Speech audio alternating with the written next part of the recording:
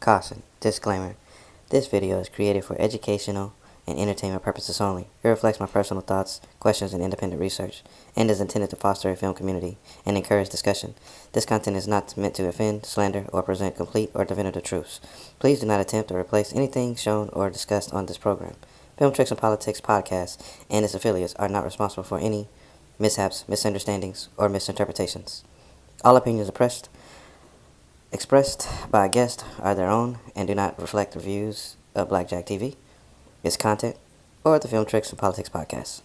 Enjoy the show, engage respectfully, and be entertained.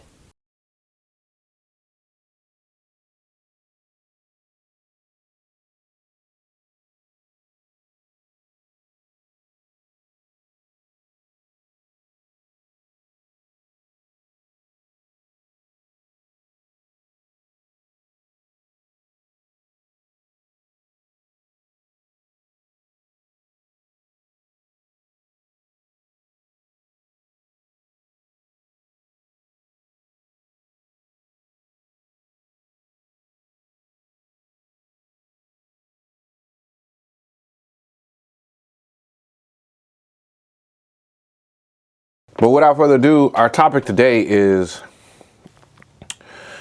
work etiquette or on-set etiquette or just etiquette period on film this period. I think there's a crisis going on in the independent acting, casting world because I don't want to just make it just about just the actors.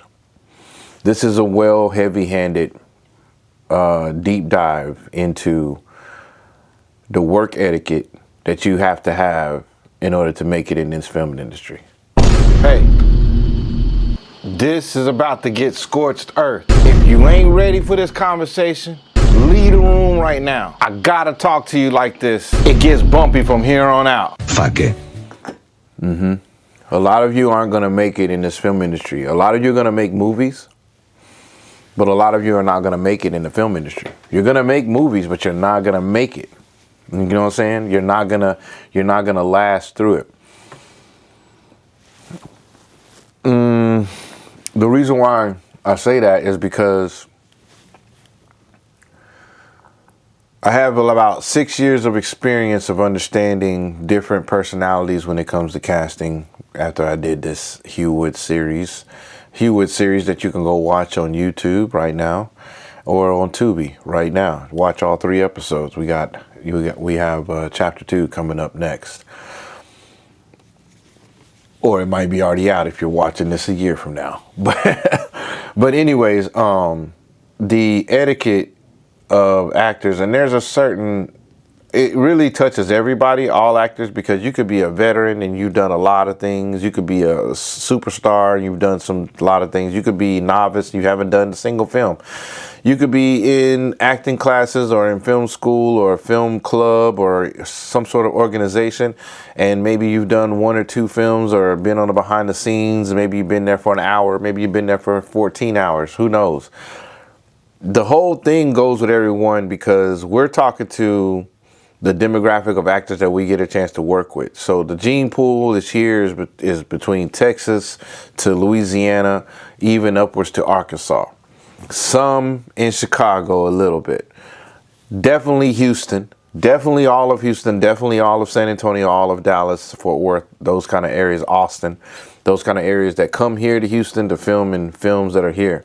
When we're working with you guys, it has been an utter nightmare. It has been an utter nightmare for, I think about 2022, 2023 is when I felt like the shift changed. Now, there has been some great moments I've had with a lot of the actors I'm working with. I'm not saying this every single one, but people who, if you feel like that ain't me, he ain't talking about me, please stay in that lane. And if you feel like I am talking about you, that's fine. But this right here, I have to speak like this. And I have to speak candidly like this and detail right into the camera with this and be this brisk with it so that way we can get the point across. I've been holding back on this conversation for 4 years probably. And in those 4 years, I've had several conversations with producers, directors, writers, creatives, people who are production designers that just want to get back into film from theater, all of those kind of things. Same consensus about actors, about their commitment, about their work ethic, about what their potential is. But the reason why you won't get to that potential of who they are is because they don't believe in themselves. As an actor, you are a vessel, and whatever that vessel you created to be, if you created to be an athletic bod build, if you created to be a singer, dancer, if you created to be one of these intellectual talkers where you're studying vocabulary and studying how to talk and do speeches in front of folks so that way you can carry out those roles, you're studying to be a homeless person and a street person and houseless or whatever, you are an open vessel. You have to take care of your vessel so that way you can present yourself the best that you can. Some of you think that someone told you that you're cute. Someone told you that you're handsome. Someone told you that you're very articulate. Someone says that you're talented or saw you in a play and said maybe you should go try to act. And maybe all of those potential things and those initiative things that people saw is true. But now that you have it, and now that you made a decision to come into my profession, which is filmmaking, it's the wild, wild west. But it's a wild, wild west that you have to come in with some eloquence and some grace and work ethic and etiquette behind you. I'm not gonna talk about it with a chaser. I'm not gonna give it to you. I'm just gonna give it to you straight and no chaser. That's what I was trying to say. That's how I'm gonna hand it over to you. Is that y'all need to put the motherfucking work in, and you're not putting the work in. Let me tell you how you're not putting the work in. Some of you don't even check your email enough and detailed enough. You're reading the title line. You're reading the first sentence of someone saying you're in. And then you go and look and see if there's an attachment. Then you may download the attachment possibly. Or you'll just leave it on your phone and say, oh, it's in my email. I'll get to it when I get to it. And that's exactly what you do. You'll come to a table read where we're expected you to either have it already printed out so you have your notes on it, like written notes, or some sort of user-friendly for both of us in your digital situation that we could utilize and see. Meaning that if you have something digital that you could print it out and send it to me right away, or you could open and read it right away, you have access to it, then cool. But a lot of you not even doing that because you think you do, but you don't. And if you're doing it with your phone, that's not enough because your phone is going to die, or your phone is going to get left in your car, or you're only going to have so much mobile access to whatever your phone is going to be doing. I'm talking to you, actor. Yes, don't go away. Don't pause it. Don't scroll away. Don't go get something to drink. Don't go outside and smoke a joint. Sit your ass down and listen to what I'm saying right now. This is how I'm going to talk to you because this is what you need to hear because there's more. I'm still going. It's not just about that you're not reading emails. We're utilizing text messages, emails, open group chats. We're calling your phone personally, trying to get a hold, and we can't. Or you're not answering back. The reason why is because when you get onto our time, when I'm saying our, think of me as a director producer, because that's what I am. When you get onto our time, then you want to act like you're all enthralled. Oh, where's the script? I don't have the script. I didn't get the script. Yeah, you did. Oh, why is the character this? Did you get the character description? You could read it? No, I didn't get it. Yeah, you did. You didn't read it. See, reading is fundamental. When we can take a statistic that's in a city and it could say that 85% of adults are at a third grade reading level, we're doing that. We're learning that for a reason to understand that 1 in 3 people in the cast can't read probably. can't fucking read. And if you won't read, that's still part of you can't fucking read. If you just won't read, you won't even get somebody to read it to you. Then you come to the table read and you're not ready. You haven't even read the lines. You haven't even looked at the lines. You don't understand the tone. You don't understand the pacing of how the story goes by you reading with your own inner rhythmic ear. Your own inner rhythmic ear of like, how is this character supposed to feel? To where you want to go to your emails and you want to go try to find the character descriptions of each character so you can develop that character. The very first page, the very first sentence, the very first sentence that you see your name of your character and what it's doing, you need to read that thoroughly so you can understand what was that character doing before that sentence. Because there isn't any sentences there to tell you. There isn't any sentences there to tell you that. So you need to figure out what that is. And if you can't imagine it yourself and develop yourself, then you need to talk to the creative, the director, the creator, whoever they allow you to talk to about that development, the casting director, whoever it is. Or go into your inner self, just like McKelty did with Buford Blue, Bubba, the character on Forrest Gump, the lip sticking out. Bubba, shrimp, boiled shrimp, garlic shrimp, sauteed shrimp. That whatever he put in his mouth to do that, that wasn't in the script. He improvised to do that. King Kong ain't got nothing on me. Shoot program. You'll be playing basketball on Pelican Bay. That was all improvised by Denzel Washington. That wasn't in the script. Antoine Fuqua said that wasn't in the script.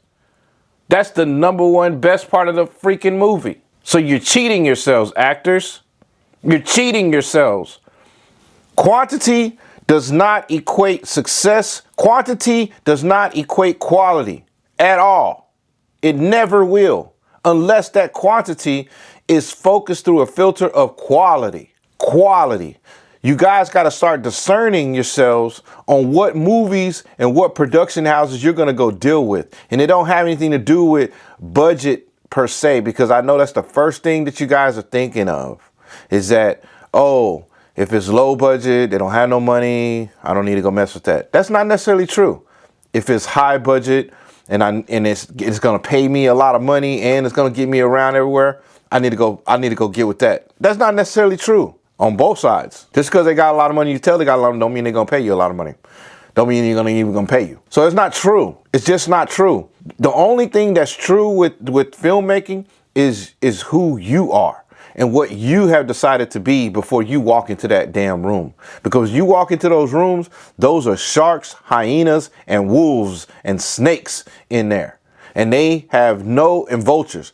So they're up, low, below, middle, they're everywhere. They have no remorse on who you are to devour you up. You're coming into their den.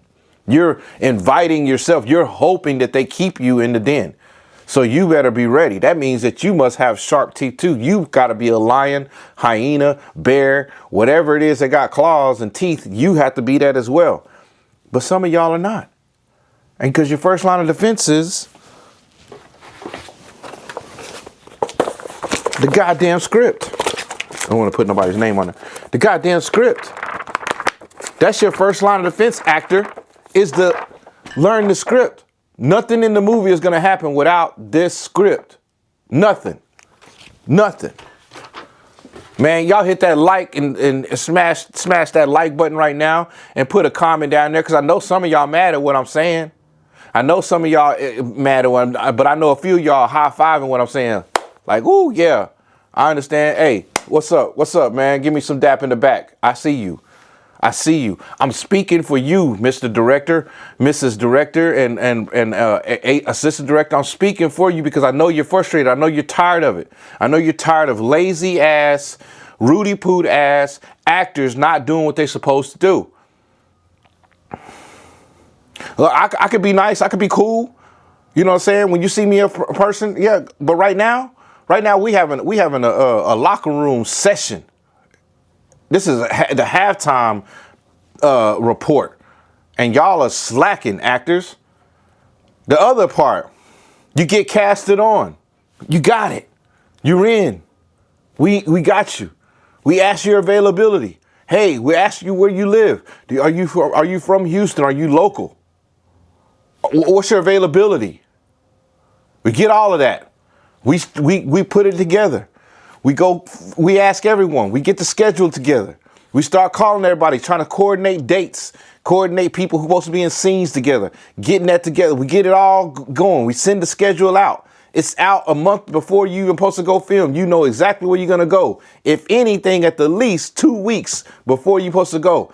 Everybody on the communication at some point is cool. Because again, like I said, from the first one, some of y'all ain't reading the emails and don't know where to go. Some of y'all are going to the wrong goddamn location because you didn't read the email. And you sitting there coming to the right location with excuses saying, oh, I was in the parking lot working on my lines.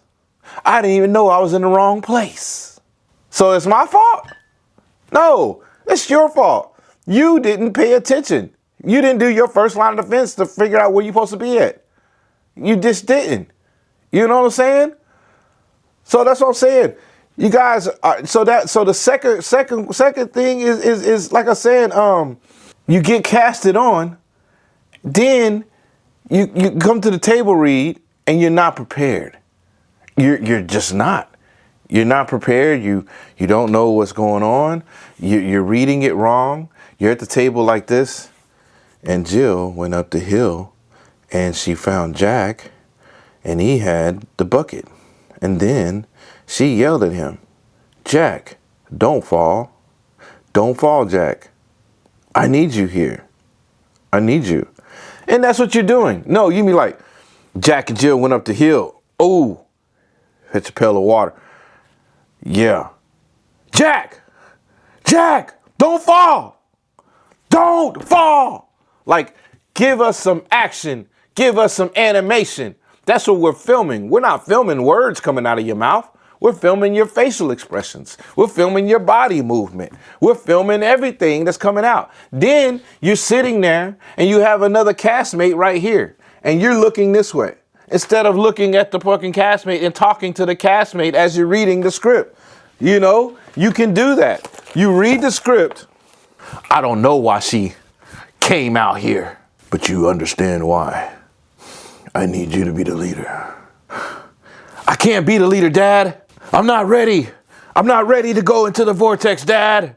You see how engaging that is opposed to just looking at the paper and not engaging? It's because that says, I don't want to be here. That's what that says. That says, I don't care enough about this project that I need to read it. I'm just going to read it when we do the table read because that's what the table read is about. No, the table read is not about for you to hear it being read. The table read is for you to flush out the things that you have already read about the story to the director. That is the only time that you're going to have direct access to the director. And that's the problem with y'all. Y'all got too much access to the director. Y'all got too much access to the actual essential creatives of the project. That's the problem. You think that's a must or that's a right that you have. No, it's not. Look, I had to be reminded that by another person that was working with me as assistant director. And I'm glad that she reminded me of how important it is to understand that, you know, how important it is to understand that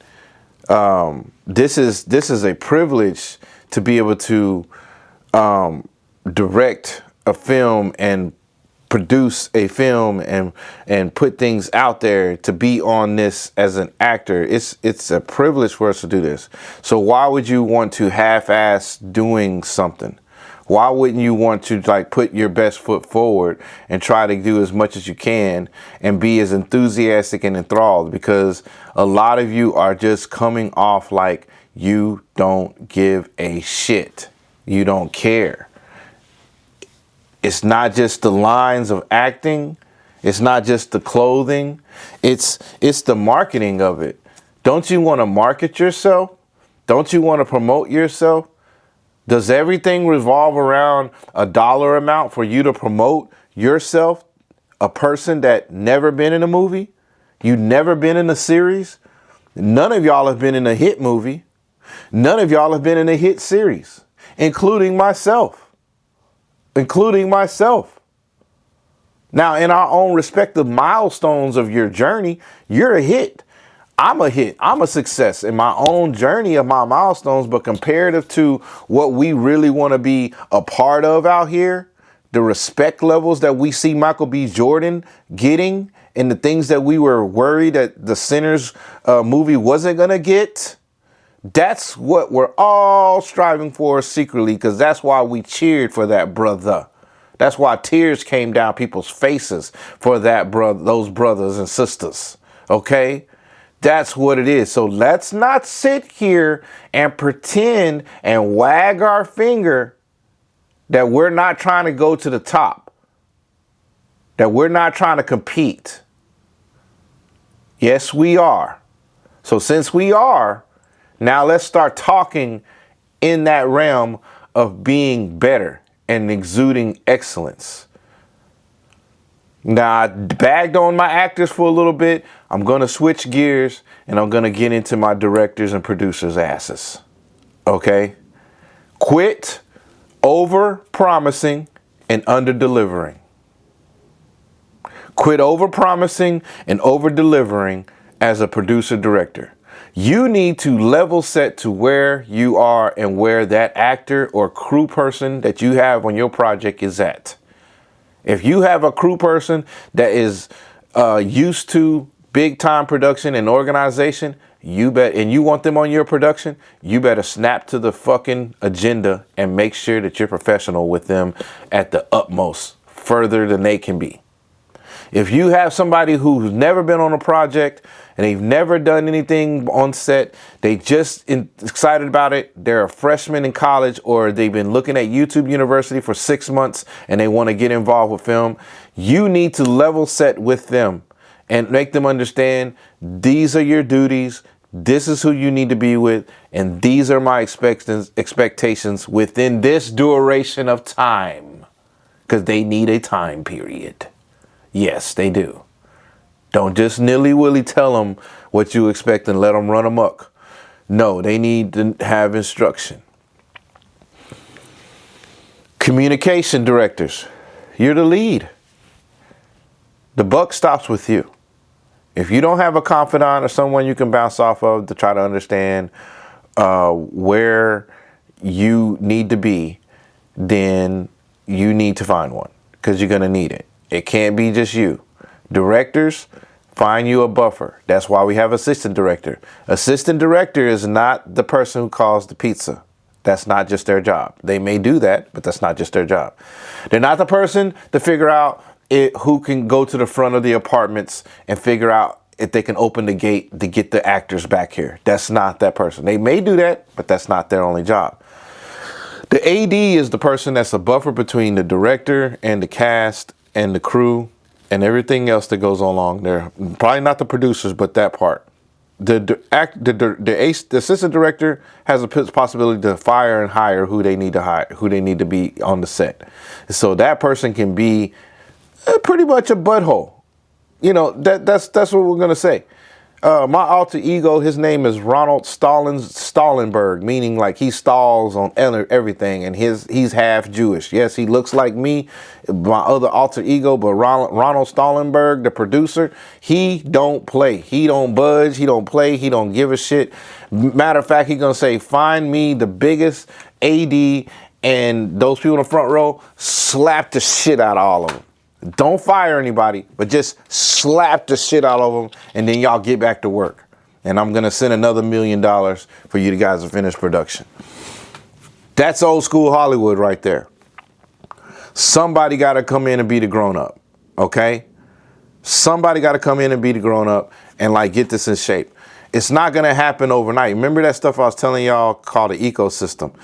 The actors, directors, cast, and crew, we're all going to be we're all in the same ecosystem. So that means we got to train each other. And that comes from the top. Producers, directors, that come from the top. That we have to train each and every cast member, crew, all that, how we expect them to be. Crew, you know you're expected to be on set either an hour to 2 hours before cast even gets there. Cast, when you get there, you know you're expected to understand, to be able to read off script, to know your lines, to know where you need to be at. And if there's any blocking involved, look it up. That means moving around the set and understanding your points, your power points, and where you're supposed to be at, your beat points.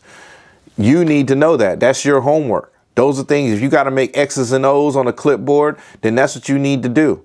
That's all you need to do. Thirdly,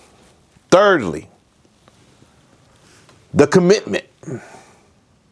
The commitment, whether you say it verbally, whether you sign it on a piece of paper, you're committed to that project. The project could be 2 weeks. The project could be 2 months. It could be 2 years. It's a project. You're committed. A lot of y'all are breaking your commitments because you're chasing clout and you're masking it as responsibilities, opportunity. Let me see. You're masking it as an opportunistic responsibility. That's what you're masking it as. And this one, I'm talking to my college film students, film club people in the local college areas in Houston, TSU, U of H, Houston Baptist, St. Thomas, couple of artists or two, Full Sail students and people around. I'm talking to you guys. The reason why I'm going to talk to you guys, I'm going to talk to you guys very delicately because I understand the process of what you guys are going through. First of all, I went to film school as well. Another thing, I have very good relationships with TSU and U of H as well. As meaning that I've done work over there, I've worked with people, I've mentored over there. I feel like I still have some invitation to be over there, and I hope that I could still have the invitation over after maybe one of you see this right here. I want to be very candid because mine is an intimate situation of how I feel and what I know about this. In college, for filmmakers, everything you do is going to benefit you in the long run. Everything you do and don't do. If you decide to make a film every single week while in film school, our film school was 54 weeks or something like that. If you make a film every single week, you're going to be where you need to be way before you graduate, because you're going to have access to so much gear. You're going to have put your hands on so many pieces of gear. You're going to be in so many different locations, so many different actors you're going to meet, meaning that your Rolodex and your memory of people and network should be thick by the time you get out of film school. And I know that for a fact because that's what I did. I had 56 short films under my belt, completed, filmed and produced, camera operator on those films by the time I graduated. By the time I was a junior in college or film school, because our program was 3.5 years, 4 years or whatever, I did 3.5, got it done. But by the time I was considered a sophomore, junior, I was already being considered for the senior award of, filmmaking, where they were going to bring this film company and do a commercial, which they did. I got disqualified in the middle of them shooting the commercial because they found out that through conversation and people behind the scenes of us all just talking and who's who and what's what, innocent, nothing bad, but they found out that I was a sophomore about to be a junior. I'm not even a senior.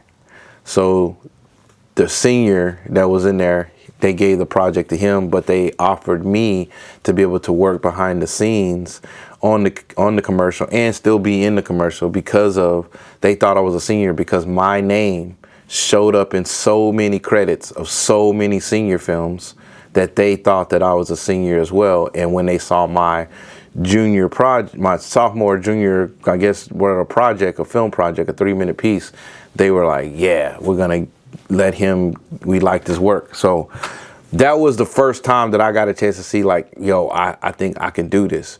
But at the same time, I gave that story to let you know, like, I understand the film school world. It's beautiful.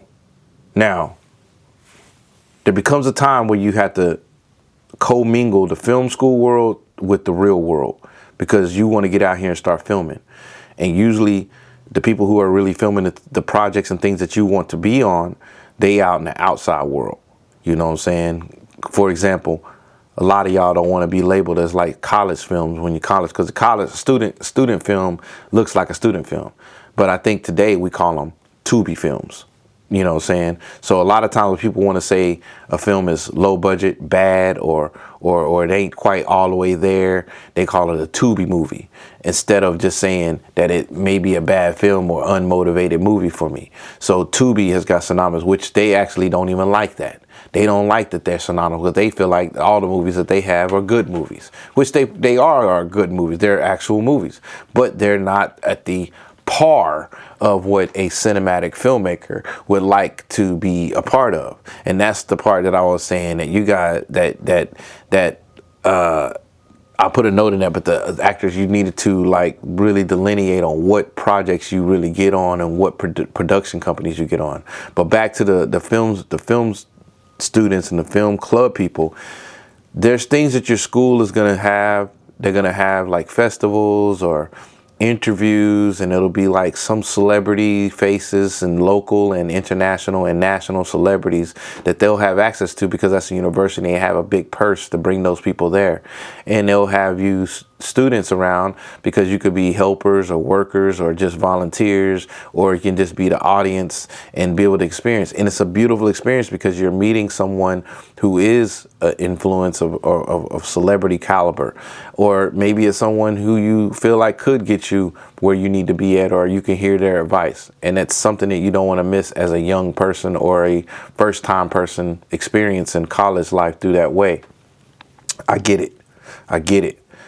I say your first 2 years of school, or the first times you get a chance to do that, I think 2 or 3 months worth of that stuff is enough. But you got to get out here and get some work in, because people want to know that portfolio. You know, you could post pictures of you shaking hands with Shaquille O'Neal, Keke Palmer, Shonda Rhimes. You could have pictures in front of the biggest banquet hall and have a nice suit on and red carpet, all you want. But that's never going to equate to understanding what you need to do when your SD card is running low. You only have one battery left, and you only have about 30 minutes left in the location that you paid $500 for. You have no idea the experience that creates. There's nothing at the festival that's going to create the experience you need in order to bring something to the film festival. If you're going to be at a film festival as a filmmaker, maybe you should have a fucking film there. You know, maybe that would be the possibility. Because the other thing I would say, for you to cancel or break out of being on a movie set because you want to go work a film festival date that's only a weekend or 2 weekends, and your film shoot is going to be over 2 months. And it's like, you got to pick the sacrifice. You got to pick which one that you're going to sacrifice. Because once you get to the festival and say you're just there, do you have a movie that you made? Do you have a pitch deck or a EPK, electronic press kit, or something that you're going to be passing out in order to get where you're trying to get? Or are you just there to be a spectator? You're there just to be a spectator, just to experience it. Like I said, go experience a couple of them and then leave it alone and get to the work. And then the work that you're going to do, if you think that you're going to be more obligated to the school functions, You're going to be more obligated to the outside festival functions outside of your, it's within your career, but it's not the wheelhouse of you acting outside of acting. If that's what you're going to do, then you need to pick projects that are maybe within the school guidelines, maybe some films that are with students and that you can dictate the dating and things of that sort. But you can't come out here and get with a production that's major.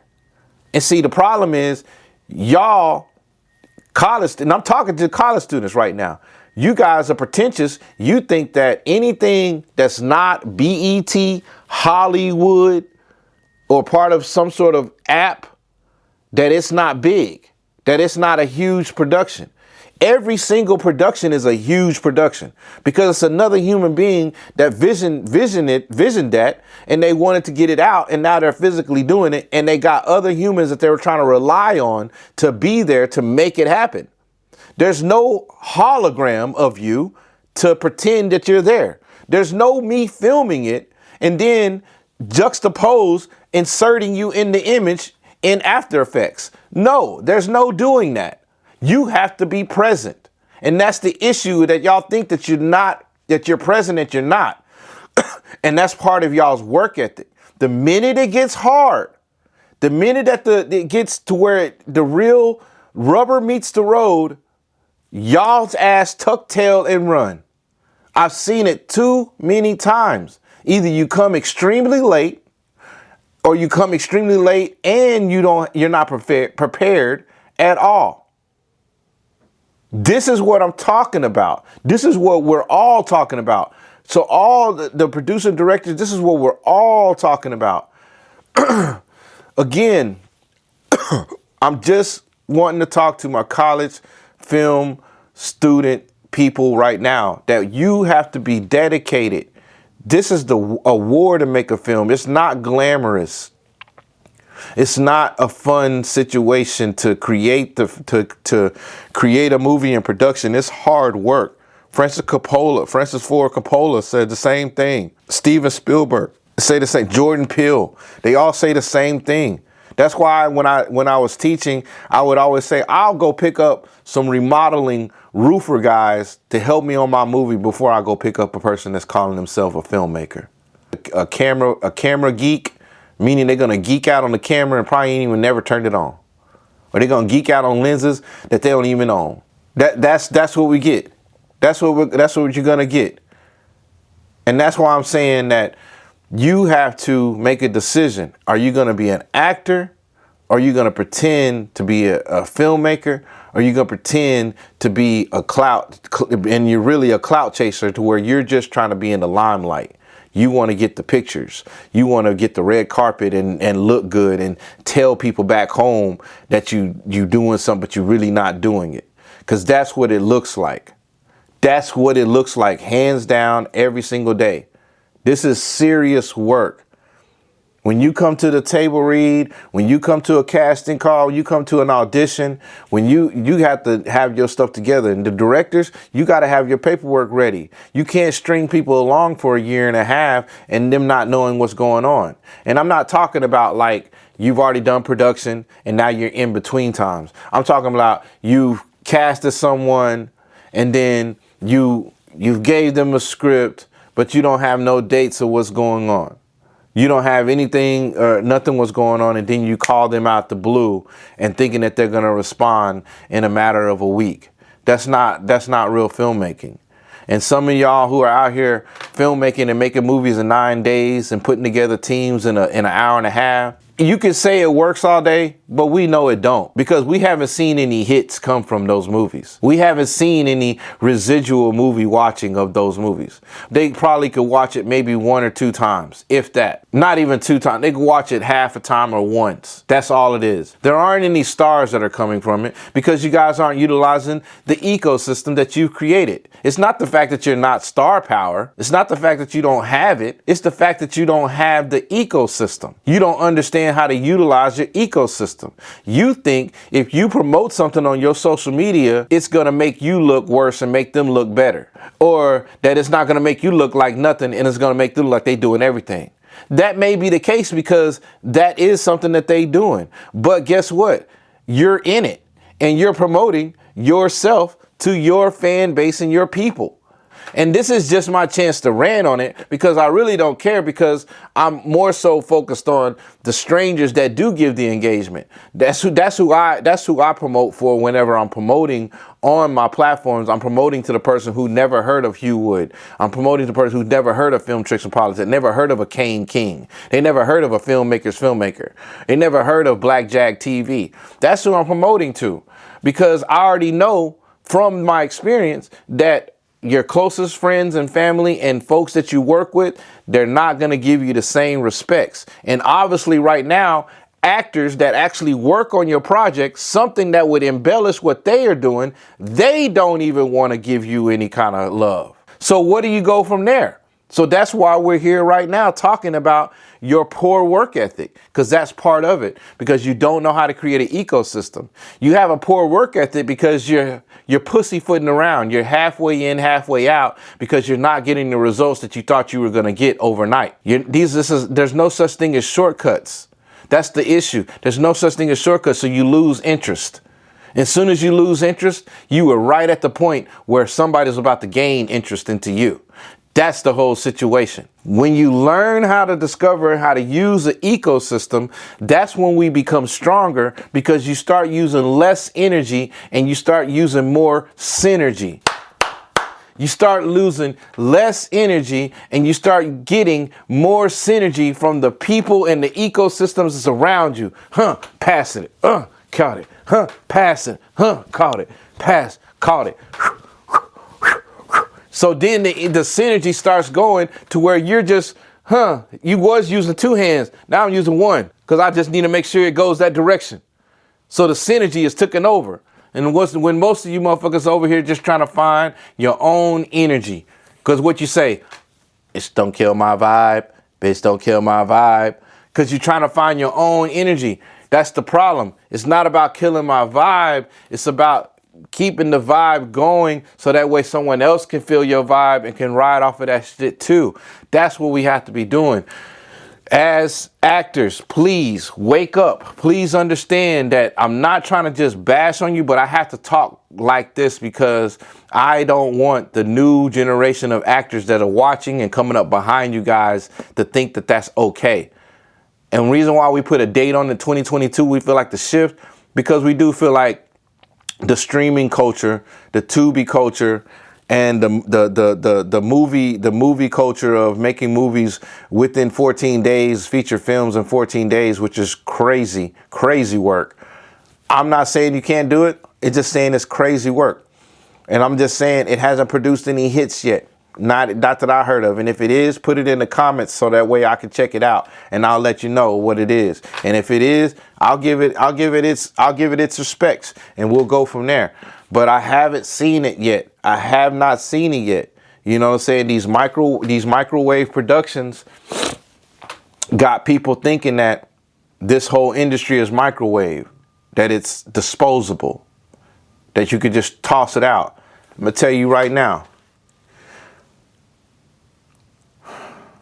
from this moment on, it's going to be real for you.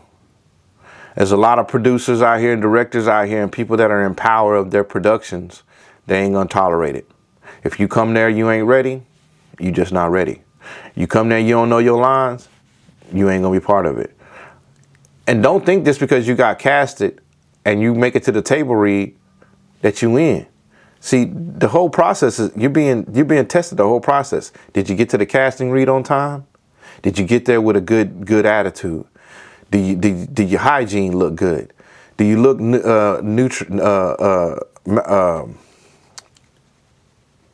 what do you call it? I can't think of the word. When you're fed, you know what I'm saying? Do you look like you're nourished? Do you look nourished? We're looking at all that. Do you need to read every single line of your script as if you don't know what it is? Because that'll tell us that you ain't read it, that you ain't seen it, that you're not comfortable with it. You don't understand what it is. So we're about to bumble through this for an hour. See, there's so many things that you could do on a low basis that has nothing to do with money in order to be a better actor, a better actor. This is what you're going to have to do. This was not to scare you away from acting. This is not to scare you away from filmmaking. This is to wake you up about filmmaking, about the film industry. It's one of the most subjective industries left. It's the Wild Wild West. Meaning the beauty is in the eye of the beholder. If they need a drunk looking person, they're going to find a drunk person. They need a black person, need a white person, need a Mexican person, they need a whatever they need. They're going to go find that person, and it has nothing to do personally with you if you don't fit the bill. Now, if you can portray that person as best you can, and you're the only one available, if it's a good casting person, they're going to cast you, because our casting rule is cast the person that's willing to do the job. Point blank. Point blank. Who's going to follow directions?